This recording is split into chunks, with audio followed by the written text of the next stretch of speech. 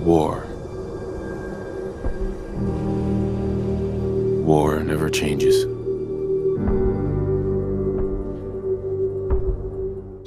It's 2006, and the console wars have evolved due to facilitated access of the internet.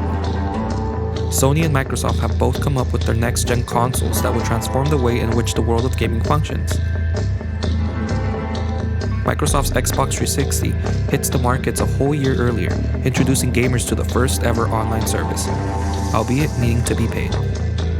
Sony's PlayStation hits stores a whole year later in 2006, boasting a bigger library of games and free online multiplayer services. Unlike the lives lost in war, the console wars claimed many friendships due to gamers being unable to determine which system was supreme. Although both systems were similar in power and innovation, due to hardware preferences, lack of cross-platform accessibility, and console exclusives, gamers found themselves at an impasse. These two behemoths clashed for about 6 years, competing in the market of innovation and next-generation gaming experience. Yet, while these two battled it out, a third competitor was clawing its way into the competition: Nintendo's Wii system. We would like to play. The Nintendo's Wii had an entirely different approach to connectivity during the console wars, in gearing its focus onto innovative motion controls. Xbox 360 and PlayStation 3 had the ability for gamers to connect with each other wirelessly in the comfort of their own home, yet these comforts came at a cost. While Sony and Microsoft fought over the spot as the number one console, the Wii was starting to make some waves due to its innovative gaming mechanics. The Wii used its motion controls as an innovation to bring gamers together. Instead of focusing on connecting players via the internet, the Wii sought to physically connect players to the world of gaming. Motion controls allow gamers to become an extension of a gaming remote and become one with the game. Although there are some who claim that motion controls are nothing more than a gimmick, the effects that this innovation had in the digital sphere remain relevant to today. I intend to extend McLuhan's definition of technology being an extension of a person's appendages in digital environments by relating it to the Wii's innovative technology. Additionally, I argue that the Wii serves as a memorial due to its influence in transforming the way in which we immerse ourselves in digital games. Advances in gaming technology introduced the extension of the human senses in digital spaces. To better understand the advancements of technology that the console wars brought, we could turn to Gregory Ulmer. Ulmer posits the television as a portal that connects our senses into digital spaces. Ulmer explains his assertion by using a camera as his example. The camera comes into practical existence as a function of certain individualism, a tendency that continues in design and distribution of electronic devices. A camera is a lens that grants people access to digital worlds and allows them to interact with others in those spaces. This experience is synonymous with digital gaming, due to gaming requiring a type of screen to participate. McLuhan further develops Ulmer's claim by including technological advances which extend our senses through various media. Technological simulation of consciousness, when the creative process of knowing will be collectively and corporeally extended to the whole human society. Technology allows a person's senses to extend past their physical limitations. During the console wars of 2006, voice and visual extensions were the primary innovations. The Wii's strategy in competing with advanced hardware was through its innovation of motion controls that allowed the use of a person's arms as an extension within digital games. The implementation of corporeal extension via technology allows for innovation to take place.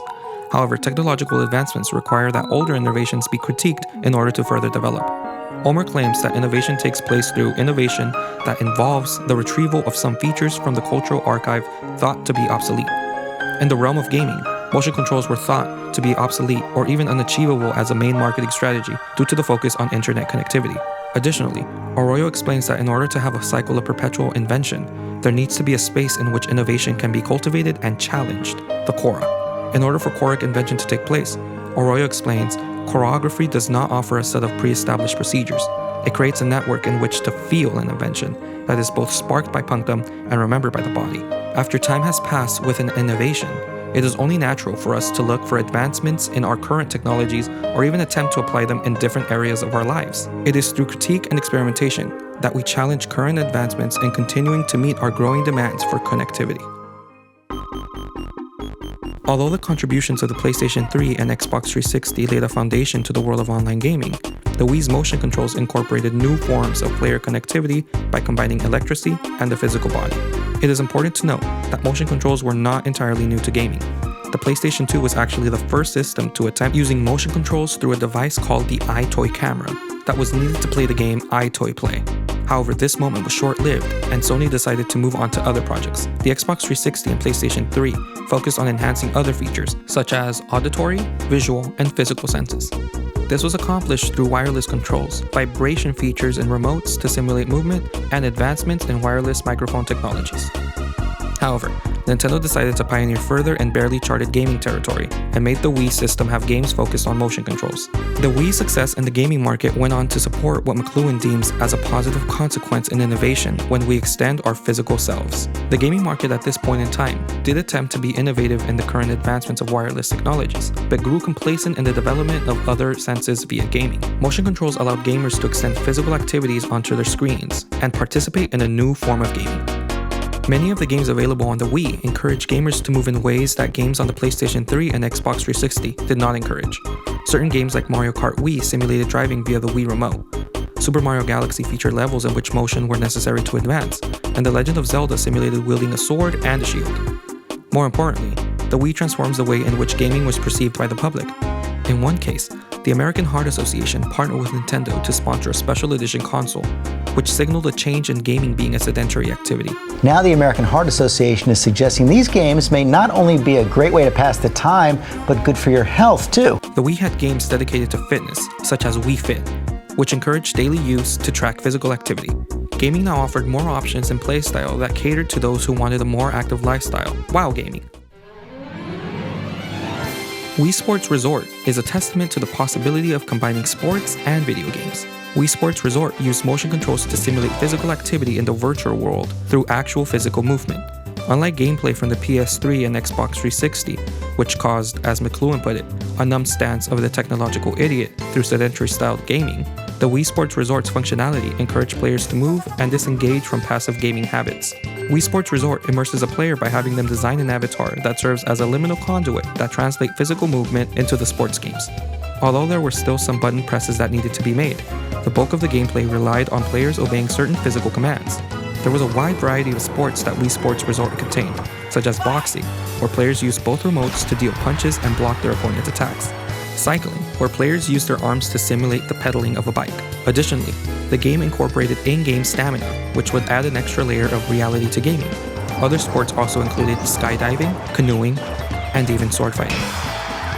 Overall, Wii Sports Resort introduced gamers to an even level playing field in digital sports, which also set a standard for future consoles and games to incorporate some type of motion control technology in their hardware and software.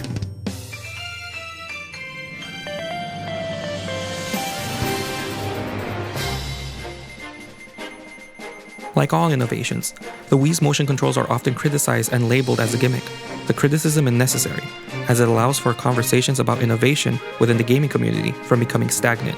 This criticism can be equated to the concept of holy space, that Arroyo explains as a process which calls for an innovation to become invented and reinvented, persistently flowing out, ever to be filled up. In the case of motion controls, critics saw it as a gimmick and demanded newer innovations or improvement on past advancements. However, Sony and Microsoft were determined to develop their own versions of motion-controlled gaming. The Kinect and the PlayStation Move were a response to the demand for gaming advancements, although catering to a more casual player base. PlayStation Move implemented similar technology to the Wii via motion control remotes, while the Kinect implemented motion controls without the need for a remote. Reviews were mixed for these new additions in motion-controlled gaming, as many saw Sony and Microsoft's products as a bit too repetitive. However, that isn't to say that motion controls had reached the end of innovation. They just needed a revolution in how they were used and where they were used. In order to see how motion-controlled gaming contributed to technological advancements, we need to look at other disciplines. Media theorist Mark Poster advocates that after allowing for dialogue critiquing newer innovations, we need to create new combinations of human-like machine assemblages, new individual collective voices, specters, and interactivities. In the case for motion-controlled gaming, we can see it interact outside the world of gaming and contribute to the world of medicine. Sung-Jiang Shuang and Ming-Xiu Kuo investigated incorporating motion controls in physical therapy with children suffering from sensory integration dysfunction, SID. Shuang and Kuo reveal the results of their experiment showing that children improve their learning with regard to postural ocular movement, bilateral integration and sequencing, as well as movement coordination. Other benefits included the subjects becoming more active in receiving therapy. In this case, The Xbox Kinect and the Wii motion controls were used to simulate physical therapy procedures in the comfort of children's homes. The consoles offer patients an alternative to care and at a cheaper cost, but more importantly, offer a more convenient solution. Another instance of motion control advancements comes from implementing them in educational and training settings via VR. While VR does incorporate motion controls in its hardware, it supplements those controls through audio, visual, and haptic feedback. Guido and Lilyholt put this technology to work in a crime scene simulation for forensic students. The VR study found that by learning and training in a virtual environment, students and trainees can practice uncommon scenarios and time-consuming work whenever the need arises without having to wait for the correct materials. Additionally, the interactive components allowed for students to ask questions in real time under a safe learning environment. VR allows for accommodations to be made for physical demands via digital means. These two examples demonstrate that although gamers might perceive motion controls as repetitive and gimmicky in gaming environments, they still contribute to other aspects of society and the lives of others.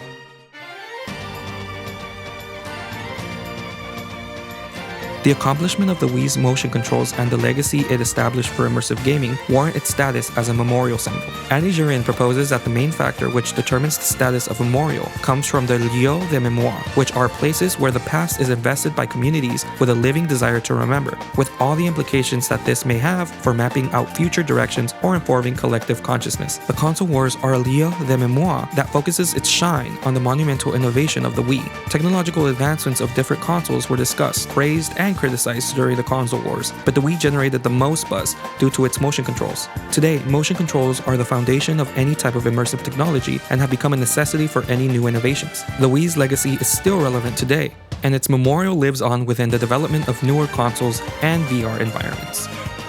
In this war, there were no clear winners or losers, just some battles that went better for the consoles than others. Nevertheless, the console wars of 2006 was when gaming technology was first able to connect to the internet, opening the possibilities of communication and innovation. However, the Wii's innovation that allowed for physical movements to interact within digital environments via motion controls was a development that changed the way in which gaming was done and perceived as.